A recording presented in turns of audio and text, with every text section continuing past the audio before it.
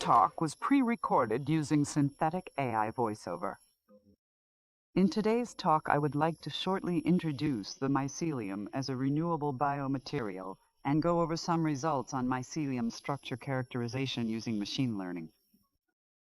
But first, I want to give credit and thank the people who made the initial project possible. My former advisors, Dr. Pratima Nalam and Dr. Olga Wodo, both at the State University of New York at Buffalo School of Engineering and Applied Sciences. And I also thank several colleagues for their contributions. From the first person to prepare the images, Magda Kasarikar, to all the collaborators that I didn't have the chance to meet in person, and to Ecovative Design LCC, which provided the samples that were shared with us so that we could explore and extract lots of data about the mycelium structure. Mycelium is the name given to the root system of mushrooms. When we think of a mushroom, we typically picture an organism with a little hat on the top, but rarely we have the chance to see what the mushroom looks in its basis. The fungi studied in this research is the Ganoderma resinaceum, a wood-decaying fungi without a stem. When lab-grown using a mix of agricultural wastes, nutrients, and a liquid Ganoderma mycelium starter, the mycelium grows in a tray mold and looks like a pillow. Mycelium consists of microfibers made of biopolymers such as lipids, chitin, and glycoproteins. It can be used as a programmable biomaterial, substituting styrofoam in packaging, as leather, as architectural materials, and even food. The porous nature of the mycelium creates a mesh that resembles an open-cell foam structure. Being a natural microporous material, mycelium has great potential for applications in high-performance filtration membranes. The initial motivation of this study was to characterize the microstructure of mycelium, having in mind the application of mycelium as a filtration membrane. For this, it is necessary to understand the porosity of this biomaterial. Scanning electron microscope micrographs were prepared using different parts of the original mycelium sample. The sliced sections received a coating of gold and platinum, which minimizes the charging effects that can interfere with the SEM imaging.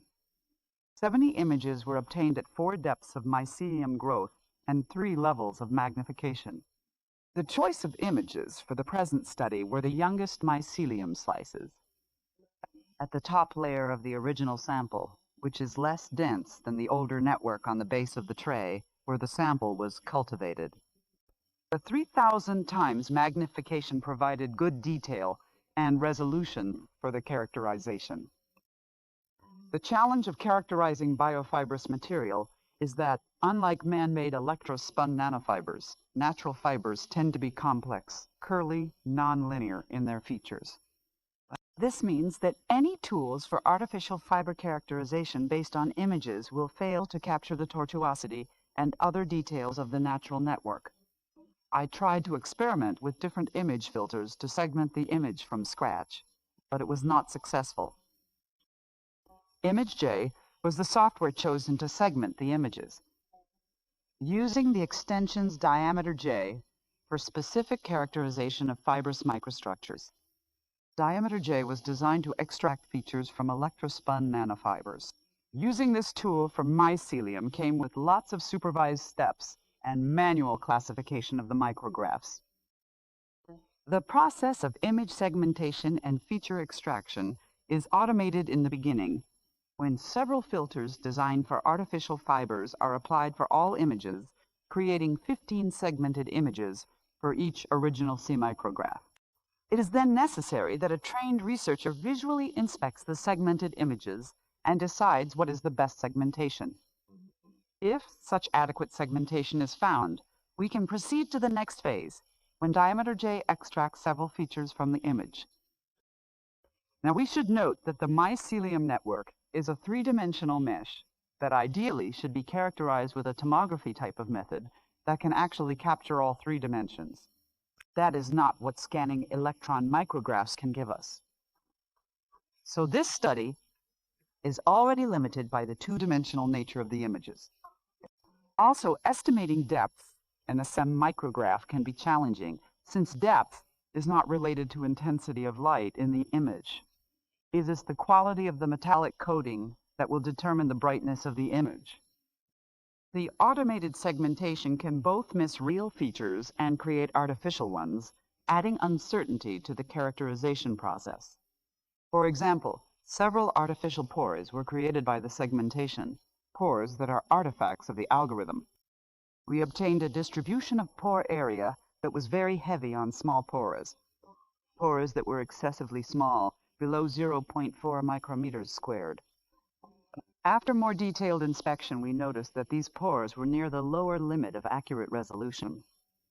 After several discussions and attempts to understand the skewness of the distribution, we decided to set cutoff limits and ignore pores below 0.4 and larger than 20 micrometers squared. I decided to inspect the pore map associated to the best segmentation and manually classify the artifact pores. I explored the set of pore features that diameter J extracted for the image and found that they were enough correlated for me to try to cluster and reduce the dimension of the feature space. When I compared the principal components plot of the clusters, I realized that there was a pattern, and it was acceptable to pick pore area and pore roundness as two sufficiently independent features that explained the PC plot and the clusters.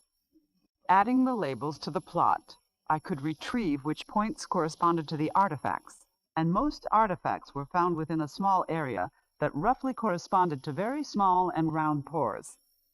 The densities of pore area of each cluster also separate well. The few large pores as outliers, many small pores that included sizes below the cutoff, and an intermediate cluster of reasonable size pores. I compare the cluster densities to the density of all images at 3000 magnification with cutoff, but no artifact identification, setting the densities on the same scale. It is visible that the clustering can help further sanitize the data. Splitting the manual selection into a cluster that contains very small pores and most of the remaining artifacts, while the medium-sized pore cluster is mostly composed of actual pores and few artifacts. Summarizing these results, which focused on artifacts of only one micrograph, but feature benchmark estimated for the whole set of images at same scale and depths.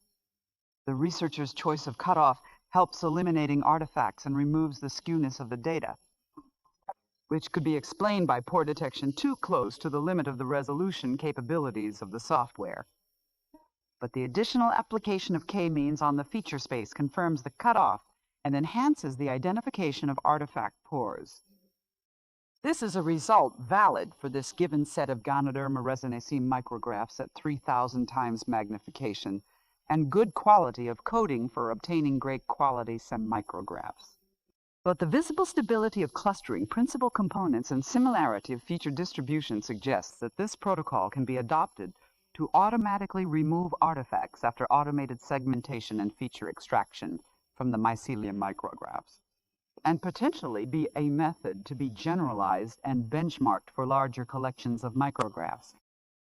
Other limitations of the protocol that deserve attention are related to the human factor. The decision of best segmentation and the classification of pores to define the predictor of artifacts are two factors that rely on human judgment.